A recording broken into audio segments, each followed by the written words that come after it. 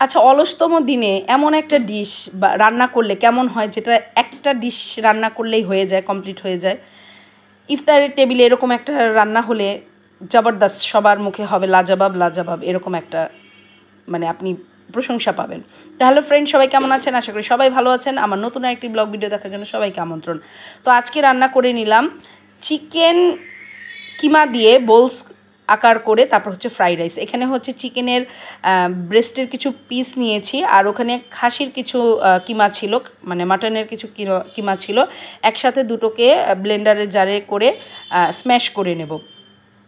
Smash করে পাশাপাশি আমি এখানে ক্যাপসিকাম, টমেটো, পেঁয়াজ আর হচ্ছে কাঁচামরিচ সাথে দিয়ে আমি ব্লেন্ড করব। বেশ অনেকটাই আমার কিমাটা হয়েছে, তো দুটো কিমা একসাথে আমি মিক্সড করে নিলাম। এরপর এর সাথে আমি দেব একে একে সব ধরনের মশলা দিয়ে কমপ্লিট করব। তো অনেক সময় দেখা যায় না, আমাদের প্রচুর শরীরে আলসামি কাজ করে, বা আজকে রান্না করতে মন চাচ্ছে না, এমন একটা কি খাবার করা যায় যেটা খেলে মুখরোচকও হবে এবং আপনার করতেও অতটা কষ্ট পেতে হবে না। তো এরপর আমি এটাকে বাইন্ডিংয়ের জন্য কিছু বেসন দিয়ে দিলাম, ধনিয়া গুঁড়া দিলাম, তারপরে একে একে দেব শুকনা মরিচের গুঁড়া, তারপর হচ্ছে হলুদের গুঁড়া, তো পছন্দ মতো জিরার গুঁড়া, গরম মশলার গুঁড়া, একে একে লবণ, চিনি ব্যালেন্স করে দিয়ে তারপর হচ্ছে এটাকে ভালো করে মাখিয়ে নেব। তো পাশাপাশি হচ্ছে আমি চালের গুঁড়া দিয়েছি 4 টেবিল চামচ। দেওয়ার পর সুন্দর করে মেখে এটাকে পুদিনা পাতা দিয়ে তারপর সুন্দর করে মেখে বল আকারে এটাকে ভেজে নেব।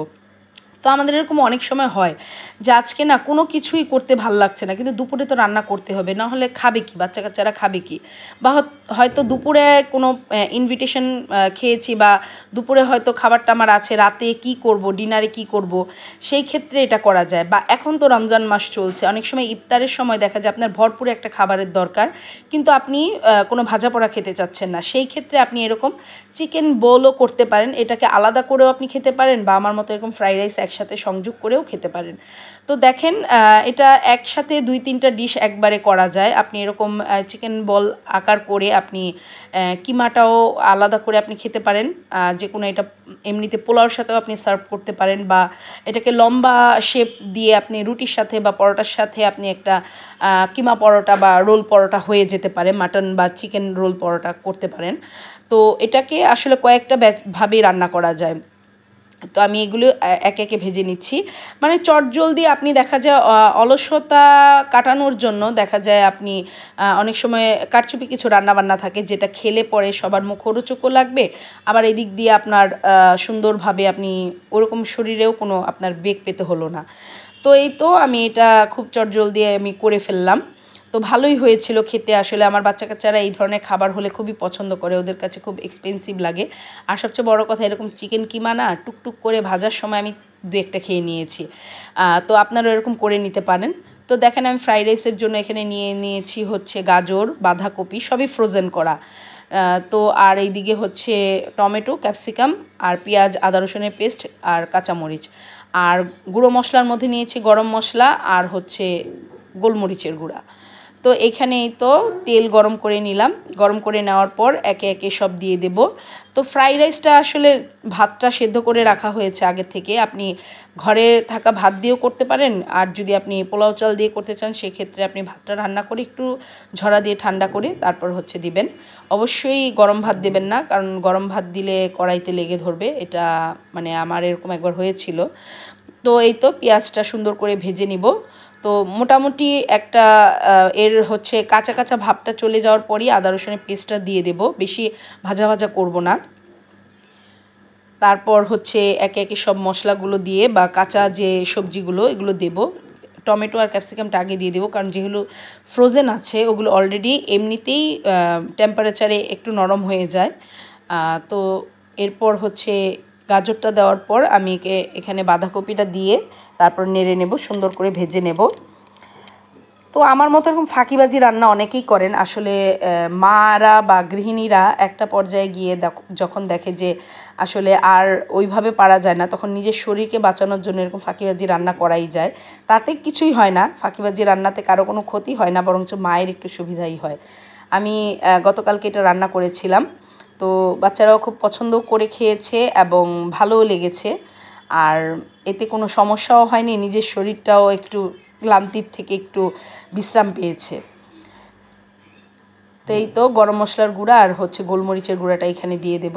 দিয়ে দেওয়ার পর তারপরে সুন্দর করে ভেজে নেব।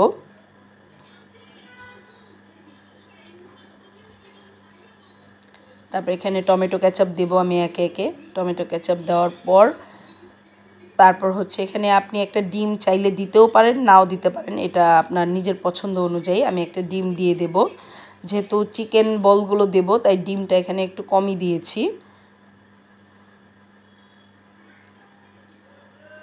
তো ডিমটা আপনি আলাদা ভেজেও রাখতে পারেন, কিন্তু আমি একসাথেই দিয়ে দিলাম।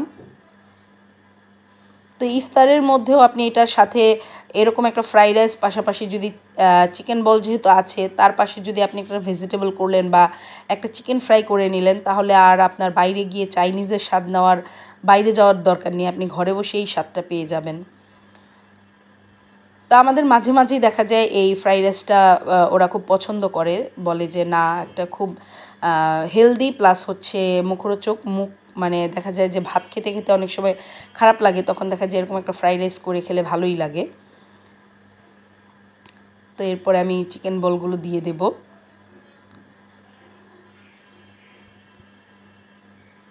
তো এই চিকেন বলটা আপনি এটা পোলাও এভাবে রান্না করে চিকেন বল সাথে দিয়ে দিতে পারেন, বা ভেজিটেবল রাইস যেটা বলে ওটা করলেও আপনি দিতে পারেন। চিকেন বলটা নুডলসের সাথেও দিতে পারেন এভাবে করে।